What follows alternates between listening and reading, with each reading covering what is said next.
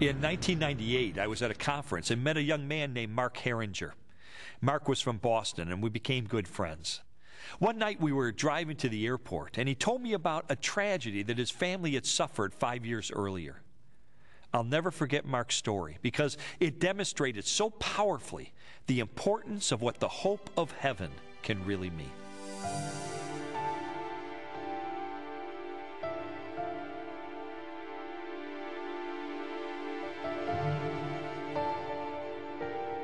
It was January 16th of 1993. In Boston, it snows a lot, and so you're shoveling your driveway constantly. We had gone to the supermarket that morning, and while we were at the supermarket, it was actually snowing. So I got home kind of irritated and said, honey, why don't you park the car out in the street here? I'll just clean off the driveway. And our two kids were with us, our son, 3 years old, and our daughter, Lauren, who was 18 months old. I jumped out of the car, got a shovel, the kids jumped out with me, and I asked my wife to move the car to a easier spot for us to clean out the driveway, and she did, and she said, make sure you keep an eye on the kids. And my son immediately went with her into the car, and my daughter was with me for a few moments, but what I hadn't realized was that she actually wanted to be in the car also. And so as my daughter was running to the car, she was trapped under the front wheel of the car. There was a brief scream of pain, and I immediately ran out, and to any parent's horror, they see their 18-month-old daughter under the front wheel of a 2,000-pound car was overwhelming. She died instantly, as we found out later. I actually took the last breath that she ever breathed on this earth out of her lungs. And we drove to the emergency room at the hospital, hoping and praying that things might be different, but they weren't. And within an hour or so, they had pronounced her dead.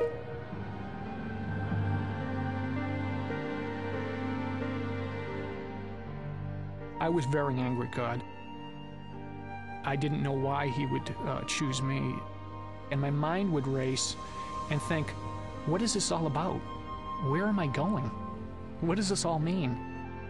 Do I take my life? Do I go through a divorce? We had a 97% failure rate within the first 2 years when there's a death of a child and the parental involvement. What would that mean? Would that bring some closure to that? What would be a life of anger and despair at God? Those options are not good ends. The struggle during our pain here was I had to make a decision. Am I going to accept or reject this situation that I'm in based on not knowing the end game, or not knowing all the answers? I was given a Bible, my very first Bible, on Christmas 3 weeks before the accident. And that Bible was to become the thing that kept me alive. There were drugs and various things that people gave us to try to calm us down during this difficult few weeks, but it was actually holding the Bible and reading it was the thing that actually comforted me the most. I actually slept with my Bible for about 9 months every night. What I was struggling for was the reality of Jesus, the reality of somebody who knew suffering, who was going to be there, who had experienced this himself.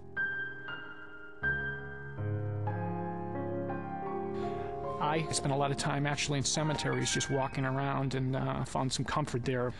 I could oftentimes connect more closely with pain there because I knew that everybody there had a story and that people had come and grieved there.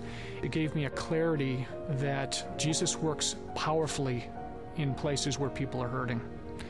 And so I found great comfort to just be quiet and listen to him there. And so sometimes I would just go around and read the stone markers and pray for the various families. And it actually turned from an internal thing where I was trying to get healing and hope to a place where I would actually intercede for others. And that was a shift that occurred where God began to do a work that my healing was going to be more complete in helping others.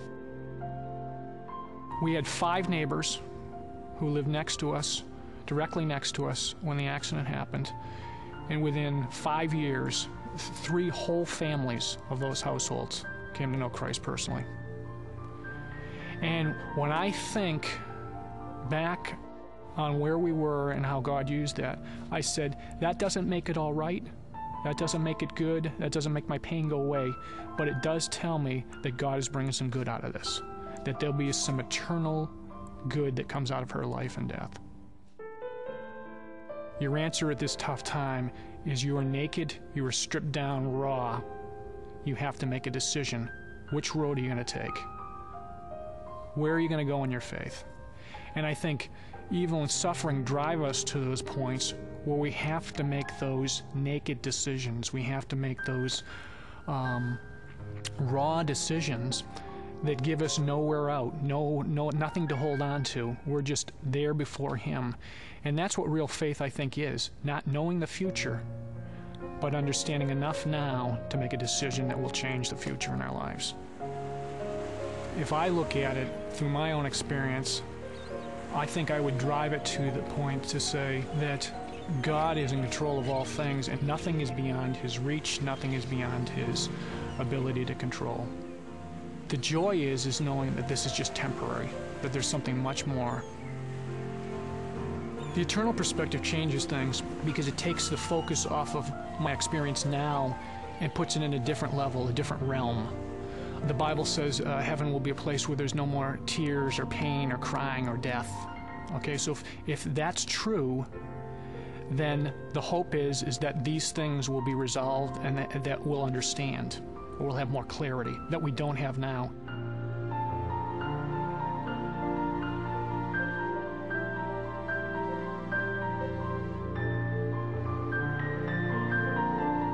The greatest hope is that one day I'll walk with her in heaven. She'll be perfect. And I'll be full of joy. And this life will have made a lot more sense. Because sometimes it doesn't, but I have that hope. Yeah.